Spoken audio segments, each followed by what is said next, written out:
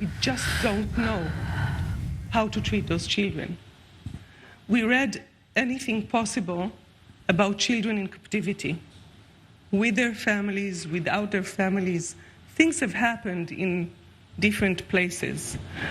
But an event like this, of children facing what they did on October 7th as an event by itself, and then being in captivity in such a horrific place for so many days, with or without others, with or without knowing what's going to happen with them, what's going to happen with their parents, this is something we did not know how to deal with.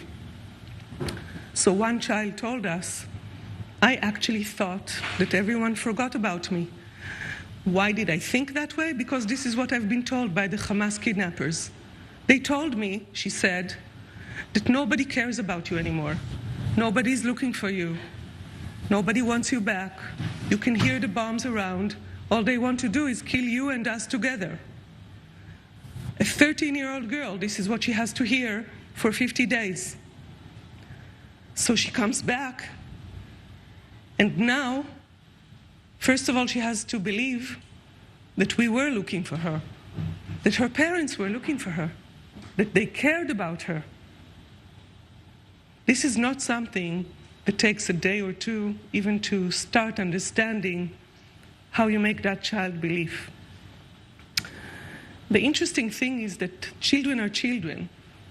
I got all of them. I went all the way to the helicopter in our heliport at the medical center to get them. I went on the helicopter to greet them, to see how they are, to see if they need immediate medical care, just to watch them as we do in a triage, a fast triage.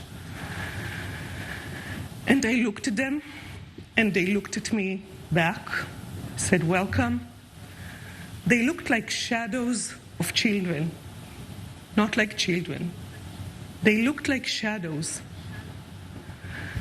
And children are just so strong that while we had them, and we still have them during those days that they were with us, first you listen to them, you look at them, and they say almost nothing. Or they whisper, or they ask very quietly, can we look out the window? Can you imagine a child asking if he can look out the window? Can I open the drawer? It's your drawer, honey. It's yours.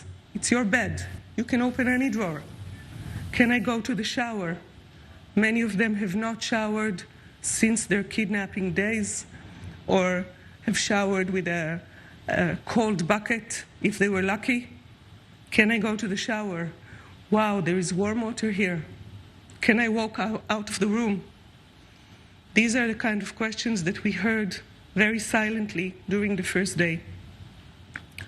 I think that we saw the first smile of many of those children, maybe after 24 or 48 hours.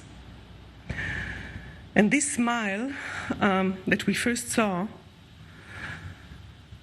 gave us a lot of hope that children, like we see them in other conditions, are just enormously strong. That these children, no matter if they're 3, 8, 13, 16, they will overcome with our help. And with their help, I think it's the nature of children to recover. But we also know that after this smile come so many questions, and they did.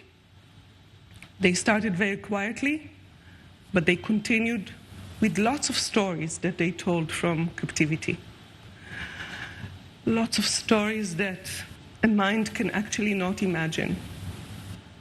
That a 3-year-old child would tell a story about the red man that she saw next to her.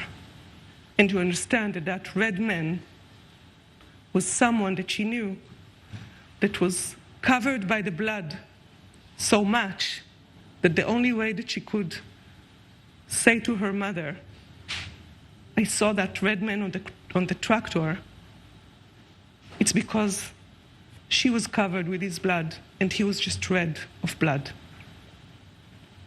I don't know how many of you remember different things that happened to you while you were 3 or 4. I try to think about it during the time that I'm not in the doing, but in the being. And I remember some things. I remember some events. I remember some good things, and I remember some bad things. And when we try to look back at those children and their horrible stories, the only thing that I try to think, the only thing that when we sit together in our multidisciplinary team, is to ask ourselves, when they're our age, in 40 years from now or 50 years from now, how do we make this memory a memory that will make them better and stronger people, and not a memory that will ruin their lives? I think this is our greatest mission now as caregivers. I say in many situations that we put a lot of we put a lot of question marks and not exclamation marks of what we do, because I don't think that any of us really know what exactly we should do. Each and every one of those children, each and every one of those families have 3 periods in their lives as I see it. One period is until October 6th. And as any of us, we have different lives, we have different families, we have different characters, we are in different ages. And that's until October 6th. Then there is October 7th. October 7th is a whole chapter for these families. And the 3rd chapter is the captivity. And when people ask me, how are they? What are the stories that they're telling? This is not one story. These are just, if you're into math, this has so many small parameters that we now have to take into consideration of these 3 chapters of their lives in order to understand how we're going to treat them further on. So you might see on some photos, and you see the photos, especially from our hospital, a family come together, 3 children, a mom, a dad, sometimes just a mom, sometimes there is no mom or dad. But you see a child smiling to the camera. This is a hollow child with a smile, with hope, with a future. But what these children have gone through is simply unimaginable. And we have to go one by one for all these 36 children still waiting for 2 more, to make sure that when they do grow up in a place like Israel, they grow up to be strong, healthy, understand what has happened to them, and help us help them recover from this disaster.